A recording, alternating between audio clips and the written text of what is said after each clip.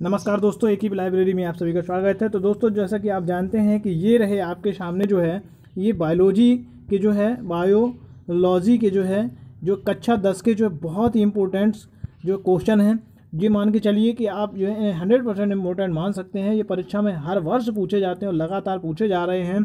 तो ये बायोलॉजी के हैं और अगर आप इनको तैयार कर लेते हैं तो आपका पेपर बहुत अच्छा जाने वाला है। तो सबसे पहले तो चैनल को लाइक सब्सक्राइब और शेयर कर दीजिए और वीडियो को लास्ट तक देखें ताकि आपको बहुत अच्छे अच्छे क्वेश्चन मिलने वाले हैं। तो शुरू करते हैं क्वेश्चनों को, देखते हैं। सबसे पहले क्वेश्चन की अगर बात करें तो दिया है पोषण क्या है, पोषण की आवश्यकता क्यों पड़ती है, पोषण के मुख्य प्रकारों का उल्लेख कीजिए, पाचन तथा पोषण में अंतर बताइए।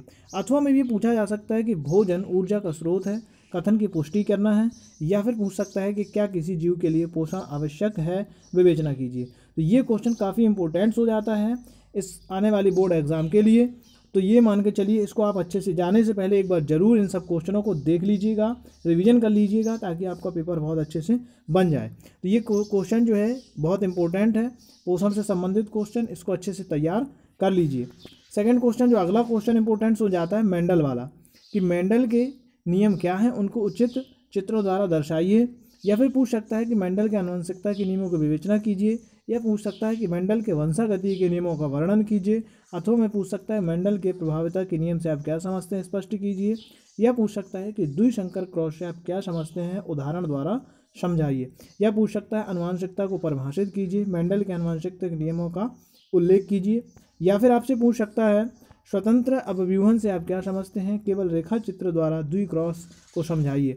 या फिर पूछ सकता है कि मेंडल के स्वतंत्र अपव्यूहन के नियम को द्विसंकरीकरण द्वारा स्पष्ट कीजिए। अथवा में आपसे पूछ सकता है कि मेंडल के द्विसंकरण से आप क्या समझते हैं। ए मटर के गोल एवं पीले बीजों का मटर के हरे और झुर्रीदार बीजों के साथ संकरण किया। F1 पीढ़ी में सभी मटर के बीज पीले व गोल थे।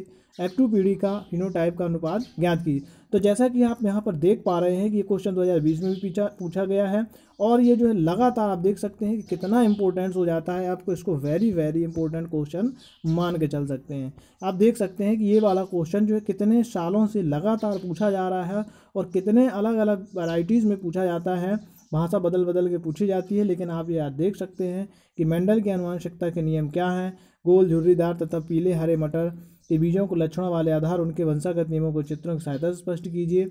ये पूछा गया था 2020 में, द्विसंकरण की सहायता से मेंडल के वंशागत नियमों को समझाइए।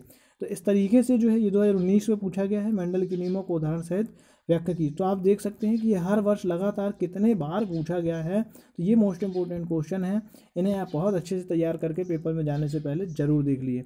ये 2019 में पूछा गया है, स्वयं पोषी पोषण एवं विषम पोषी पोषण में क्या अंतर है। काफ़ी इंपॉर्टेंट हो जाता है इस परीक्षा के लिए।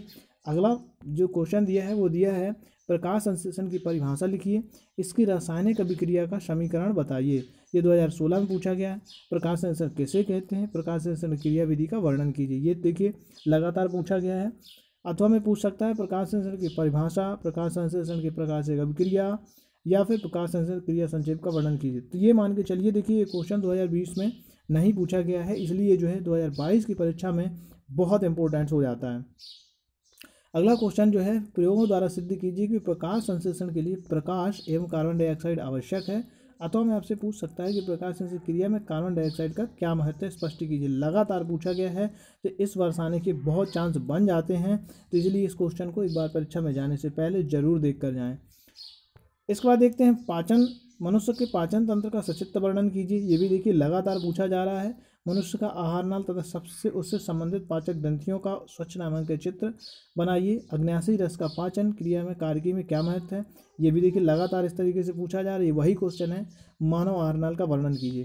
तो ये जो है कई अथवा में कई बदल बदल के पूछ देता है, लेकिन क्वेश्चन वही है। तो आप देख सकते हैं कितना लगातार पूछा गया है, इसलिए ये क्वेश्चन भी काफ़ी इंपॉर्टेंट है। तो ये बायोलॉजी के मोस्ट इंपॉर्टेंट क्वेश्चन है जो आप परीक्षा में जाने से पहले एक बार अभी देख सकते हैं। फिर दिया है मानव पाचन तंत्र का नामांकित चित्र बनाइए, मानव पाचन तंत्र की क्रिया का वर्णन कीजिए। अथवा में आपसे पूछ सकता है कि मानव पाचन तंत्र का नामांकित चित्र बनाकर आमाशय तथा क्षुद्रांत में होने वाली पाचन ग्रंथियों का वर्णन करिए। तो दोस्तों आगे और भी बहुत सारे क्वेश्चन हैं, तो वीडियो में आखिरी तक जरूर बने रहें और इन सब क्वेश्चनों को आप परीक्षा में जाने से पहले आज देख सकते हैं। अगला है श्वसन क्रिया को समझाइए, आक्सीय तथा अनाक्सीय श्वसन में अंतर, अथवा वे पूछ सकता है वायवीय अवायवीय श्वसन में क्या अंतर है, कुछ जीवों के नाम लिखिए जिनमें अवायवीय श्वसन होता है। यह पूछ सकता है वायवीय श्वसन क्रिया किस प्रकार अवायवीय श्वसन से भिन्न होता है। तो ये देखिए लगातार पूछा गया है, जो इस वर्ष के लिए काफ़ी इंपॉर्टेंट हो जाता है। अगला क्वेश्चन है जनसंख्या एक समस्या, संक्षिप्त विवरण दीजिए। जनसंख्या वृद्धि से होने वाली 4 समस्याएं लिखिए।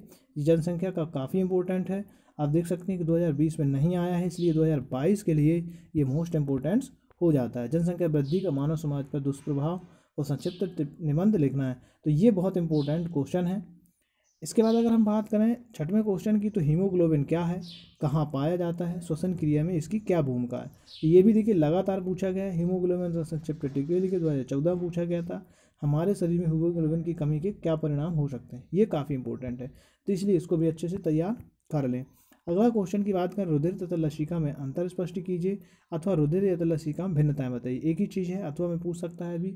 ये देखिए लगातार क्वेश्चन आया हुआ है, तो ये भी 2022 के लिए मोस्ट इंपॉर्टेंट क्वेश्चन बन जाता है। इसके बाद अगर बात करें आगे, वाष्पोत्सर्जन की परिभाषा लिखिए, उसको प्रभावित करने वाले केवल 4 कारकों का उल्लेख कीजिए, अथवा में पूछ सकता है कि वाष्पोत्सर्जन किसे कहते हैं, इस क्रिया को प्रभावित करने वाले 4 कारकों का संक्षिप्त वर्णन कीजिए। ये क्वेश्चन भी आप मोस्ट इंपॉर्टेंट मान के चलिए, बहुत परीक्षा में पूछा जाता है। तो वाष्पोत्सर्जन की क्रिया वाला क्वेश्चन भी परीक्षा में बहुत पूछा जाता है, तो ये अच्छे से आप परीक्षा में जाने से पहले देख लीजिए। और अभी तक अगर चैनल सब्सक्राइब नहीं किया है तो लाइक, सब्सक्राइब और शेयर कर दिए। अगला क्वेश्चन ये है, विसरण क्रिया तथा रसारोहण को समझाना है, अथवा रसारोहण पर टिप्पणी काफ़ी बार परीक्षा में पूछी जाती है। तो आप जो है रसारोहण की क्रिया वाला जो है इसको भी तैयार कर लीजिएगा, ये इस तरीके से इसका आंसर है, आप इसको तैयार कर सकते हैं। फिर अगले क्वेश्चन की बात करें, वाष्पोत्सर्जन क्रिया कितने प्रकार का होता है, रंध्रीय वाष्पोत्सर्जन क्रिया विधि का संक्षिप्त वर्णन कीजिए। वाष्पोत्सर्जन और बिंदु स्त्रावण, कभी कभी इस पर टिप्पणी भी आती है कि बिंदु स्त्रावण पर टिप्पणी लिखना है, या फिर रंध्रीय वाष्पोत्सर्जन भी अलग से पूछ लिया जाता है। इस तरीके से अथवा में पूछा जा सकता है कि वाष्पोत्सर्जन को परिभाषित कीजिए, यह कितने प्रकार का होता है। नामांकित चित्र की सहायता से रंध्र के खुलने तथा बंद होने की क्रिया को दर्शाइए। अगला है, वाष्पोत्सर्जन किसे कहते हैं, इस क्रिया में रंध्र की क्या भूमिका है, सचित्र समझाइए। फिर क्वेश्चन इसी का दिया है कि स्वच्छ नामांकित चित्र सहायता से मानव हृदय की आंतरिक संरचना तथा धमनी और शिरा में अंतर बताइए। यह 2013-12 में पूछा गया था। इसी का दूसरा क्वेश्चन कि मनुष्य के हृदय की आंतरिक संरचना के चित्रों सहित वर्णन कीजिए, ये भी 2013-17 में पूछा गया है। मनुष्य के हृदय का स्वच्छ नामांकित व्यवस्थापक कार्ड दृश्य द्वारा बनाइए तथा स्पष्ट कीजिए कि हृदय में कितने भाग हैं, किस भाग में ऑक्सीजनत रुधिर तथा वे ऑक्सीजनत रुधिर रहता है। चित्र में रुधिर चक्रण प्रक्रिया को कणाकार द्वारा चिन्हों से दर्शाइए, तो ये भी इंपॉर्टेंट है। अगला है, इसकी बात करें अगर, मूल रोमों द्वारा जल का अवशोषण किस प्रकार होता है, चित्र की सहायता से समझाना। तो ये देखिए काफ़ी बार परीक्षा में पूछा गया है। पादपों में जल संवहन का सचित्र वर्णन कीजिए, ये भी इंपॉर्टेंट है। और पादपों में जल और खनिज लवणों के वहन विधि के वर्णन कीजिए। तो ये सारे क्वेश्चन जो है वेरी इंपॉर्टेंट क्वेश्चन हैं, और जो है ये पूछे जाते हैं दीर्घ उत्तरीय प्रश्न के रूप में, ज़्यादातर पूछे जाते हैं दीर्घ उत्तरीय प्रश्न के रूप में पूछे जाते हैं, और इन्हीं से जो है लघु भी बन जाते हैं। तो इन्हीं क्वेश्चनों से जो है, इन्हीं क्वेश्चनों का जो है लघु के रूप में भी पूछ दिया जाता है। तो ये क्वेश्चन आप दीर्घ तैयार कर लें, ताकि अगर आपसे लघु, दीर्घ और अति तीनों इसी से सभी बन जाएंगे, तो इनको आप जरूर तैयार कर लें। उत्सर्जन की बात करें तो ये उत्सर्जन से क्या तात्पर्य है, मनुष्य के उत्सर्जी अंगों के नाम लिखिए, वृक्क नलिका का नामांकित चित्र बनाइए, ये भी लगातार पूछा गया है। फिर अथवा में वृक्कों में मूत्र निर्माण की प्रक्रिया का वर्णन कीजिए, वृक्क की रचना का वर्णन कीजिए। मनुष्य के वृक्क की नामांकित चित्रों सहित संरचना, कार्य, मूत्र निर्माण की क्रियाविधि, इन सब का वर्णन करना। या फिर पूछ सकता है वृक्काणु यानी नेफ्रॉन जिसे कहते हैं कि रचना तथा क्रियाविधि का वर्णन कीजिए। देखिए 2020 में जो है पूछा भी जा चुका है, तो ये हर वर्ष परीक्षा में पूछे जाते हैं, इसलिए आप इनको बहुत अच्छे से देख कर जाइए, ताकि परीक्षा में आपके बेहतर नंबर मिल सकें। इसके बाद निषेचन वाला भी पूछा गया है कि निषेचन किसे कहते हैं, द्विनिषेचन को स्पष्ट कीजिए, निषेचनोपरांत पुष्प में होने वाले परिवर्तनों को समझाइए। या फिर निषेचन किसे कहते हैं, द्विनिषेचन या द्विनिषेचनोपरांत पुष्प में होने वाले परिवर्तनों को समझाना है। या परागण की परिभाषा लिखिए, पुष्प के लंब काट के नामांकित चित्रों की द्वारा निषेचन क्रिया को स्पष्ट कीजिए, ये 2020 में आया था। पुष्प वाले पादपों में निषेचन क्रिया का सचित्र वर्णन, द्विनिषेचन तथा त्रिक संलयन को समझाइए, या फिर द्विनिषेचन पर टिप्पणी लिखिए। तो इस तरीके से ये क्वेश्चन भी काफ़ी इंपॉर्टेंट है, इसको भी तैयार कर लीजिए। 2020 में भी पूछा जा चुका है, तो इस वर्ष भी पूछे जाने ही बहुत चांसेस बन जाते हैं। परिवार नियोजन की बात करें तो ये इस टाइप का क्वेश्चन जो है हर वर्ष परीक्षा में पूछा जाता है, तो ये जब जरूर आप इसको तैयार कर लीजिए। कई अलग अलग विधियों में पूछ सकता है। परिवार नियोजन की आवश्यकता, उसकी विधियों पर निबंध, भारत जनसंख्या वृद्धि, जनसंख्या वृद्धि नियंत्रण, परिवार नियोजन के उपाय, और ये हमेशा जो है लॉन्ग आंसर में पूछा जाता है, यानी हमेशा जो है लॉन्ग आंसर के रूप में ऐसा क्वेश्चन बनता है। तो इसको बहुत अच्छे से तैयार कर लिए ताकि आपको ज़्यादा से ज़्यादा नंबर परीक्षा में मिल सकें। देखिए, जनसंख्या वृद्धि के कारण ये भी आपसे पूछा जा सकता है। अगले क्वेश्चन की अगर बात करें, परिवार नियोजन पर जो क्वेश्चन आता है ये हमेशा पूछा जाता है, तो ये काफ़ी देखिए 2020 में भी पूछा गया है। तो ये ऐसे क्वेश्चन हैं जो हमेशा पूछे जाते हैं। अगर नंबरों की बात करें तो बायोलॉजी जो है बोर्ड में 20 नंबर की पूछी जाती है, तो इसलिए काफ़ी इंपॉर्टेंट है, इसको तैयार कर लीजिए। तो परिवार नियोजन की अगर बात करें तो देखिए ये भी काफ़ी बार परीक्षा में आया है। परिवार नियोजन किसे कहते हैं, मानव जनसंख्या वृद्धि को रोकने के उपाय लिखिए, परिवार नियोजन को परिभाषित कीजिए, नियोजित परिवार के 2 स्थायी विधियों का वर्णन कीजिए, परिवार नियोजन के 2 उपायों का वर्णन कीजिए, परिवार नियोजन सचिव टिप्पणी लिखिए, परिवार नियोजन की विभिन्न विधियों का वर्णन कीजिए, मानव जनसंख्या का नियंत्रण करने के समुचित उपायों का उल्लेख कीजिए, या फिर परिवार नियोजन की स्थायी विधि कौन सी होती हैं, किन्हीं 2 पर संक्षिप्त टिप्पणी लिखिए। तो ये इंपॉर्टेंट क्वेश्चन है, तैयार कर लीजिए। अगला क्वेश्चन की बात करें, कायिक प्रवर्धन भी लगातार परीक्षा में पूछा गया है, 2020 में भी आया था। पादपों में कायिक प्रजनन की 2 विधियों का उदाहरण कीजिए, कायिक जनन किसे कहते हैं, इस तरीके से पूछा जा सकता है। वहीं 17वें क्वेश्चन में जो दिया है ये 17वें नंबर का क्वेश्चन है, यहाँ पर 17 नहीं है। तो उत्परिवर्तन किसे कहते हैं, उत्परिवर्तनवाद किस वैज्ञानिक ने प्रस्तुत किया था, या उत्परिवर्तन पर टिप्पणी लिखी। ज़्यादातर इसमें जो है टिप्पणी ही पूछी जाती है, तो ये 2000 अभी तक नहीं आया है, तो आने के चांसेस बन जाते हैं।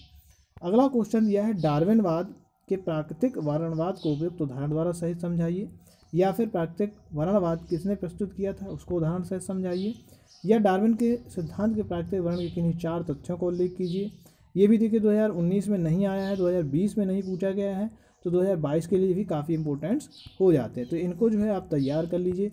परीक्षा में जाने से पहले एक बार इन सभी को देख कर जाइए, ताकि आपकी परीक्षा बहुत अच्छे से बन जाए, क्योंकि हमेशा जो है बायोलॉजी 20 नंबर की आती है, तो 20 नंबर में ये क्वेश्चन आपको मैक्सिमम नंबर देने वाले हैं। तो इसलिए सारे क्वेश्चनों को बहुत अच्छे से तैयार करके आप जा सकते हैं, ताकि आपको होने वाली परीक्षा में अच्छे से अच्छे नंबर मिल सकें।